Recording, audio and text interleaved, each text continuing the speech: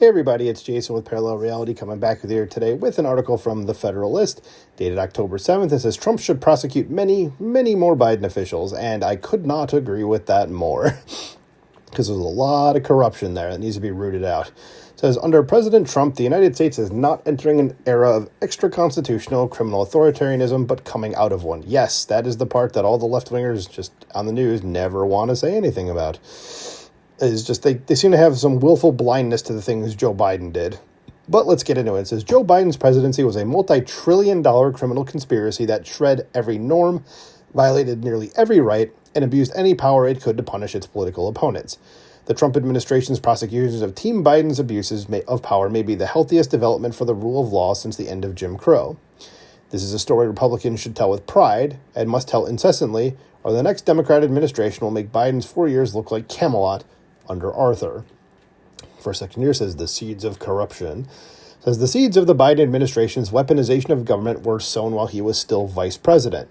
Remember the great scandal of President Trump's first term, that he colluded with Russia, with Vladimir Putin to rig the 2016 presidential election, was a lie. It says the Russia hoax was invented by Hillary Clinton's presidential campaign. It only ballooned into a story because partisan Democrats inside the FBI, led by then-Director James Comey, broke precedent, procedure, and the law to launch a criminal investigation, which was called Operation Crossfire Hurricane, that almost derailed a duly elected president for the crime of being a Republican. The real scandal is not that Comey has now been indicted for lying to Congress, but that lying to Congress is the only thing he's so far been indicted for. I'm sure there's a lot worse that we're going to end up finding out as the years go on. This is fast forward 4 years.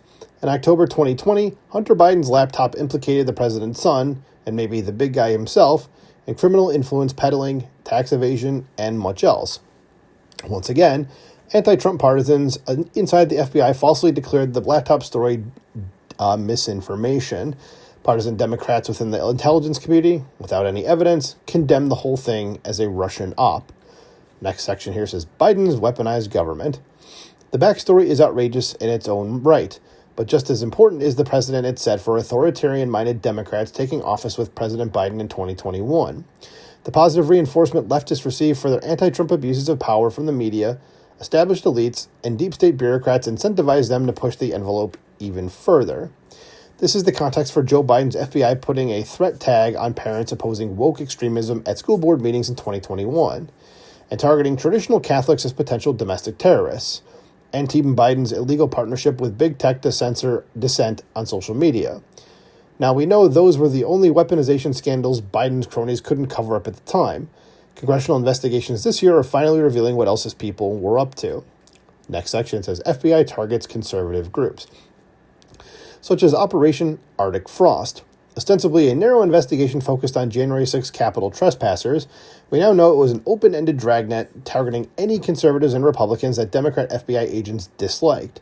Under Arctic Frost, the FBI seized the cell phone of conservative U.S. Rep. Scott Perry, Republican of Pennsylvania, and surveilled him, not to collect specific evidence of wrongdoing, but simply to get to know Perry's pattern of life, just like the founders intended. This Arctic Frost also subpoenas the financial record of 92 Republican organizations and individuals, including my employer, that's the author, not me, Jason, the Conservative Partnership Institute, or CPI. Our bank never told us. The FBI never told us. We only found out thanks to whistleblower documents handed over to and made public by Republican Senators Chuck Grassley and Ron Johnson. As Senator Grassley put it, Arctic Frost wasn't just a case to politically investigate Trump. It was a vehicle by which partisan FBI agents and Department of Justice prosecutors could achieve their partisan ends and improperly investigate the entire Republican political apparatus. As a CPI is a 501c3 and organization, we play no role in campaigns and endorse no candidates.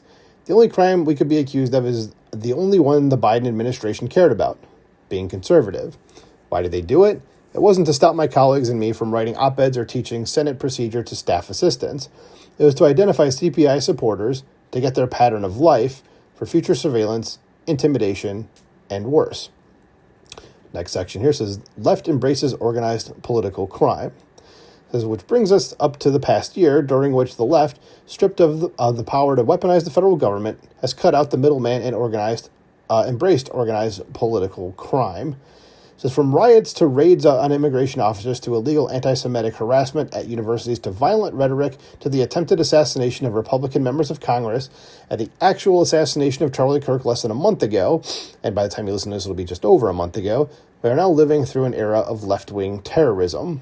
Democrat elites trivialize it, condone it, incite it, celebrate it, spin it, and some fund it, which is against the law.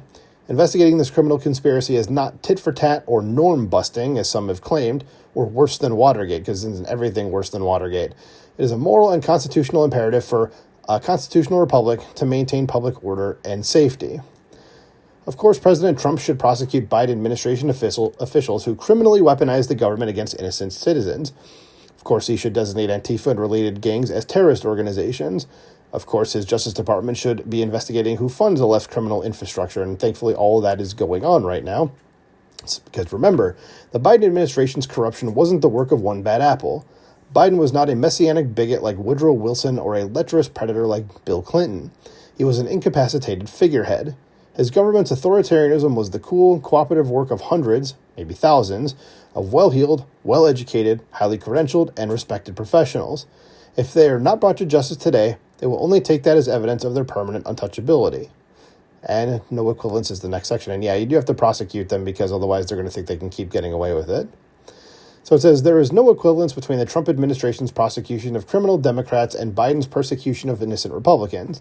In the same way, if the right does X now, the left will do it in the future, is unserious advice when innocent Republicans are already being doxxed, debanked, perp-walked, and shot at.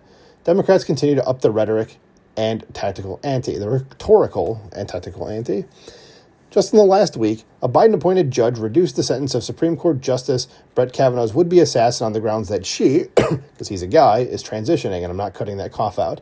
Yeah, can you imagine that? Just going, I'm actually a woman, and then the judge goes, oh, well, we're going to, take your sentence down from, a lot to, barely anything. It's 8 years, but still, it should have been significantly more. In Virginia, the Democrats' Attorney General candidate fantasized with friends about murdering a Republican legislator and his children, and he still, as of the time I'm recording this, has not dropped out of the race. Says, it's time to apply the broken windows theory of crime fighting to liberal elites' authoritarian fanaticism.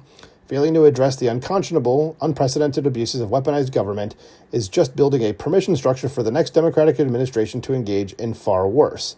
Says Democrats will continue to excuse, encourage, celebrate, and commit criminal misconduct until they believe it will have real personal consequences, not for the next 4 years, but the next 25 to life. And yeah, we're only remember, we're only what is it? We're in October here as I'm recording this, of course. So we're, 9 months into the administration, and we're already seeing all this junk come out, and there's probably going to be a lot more.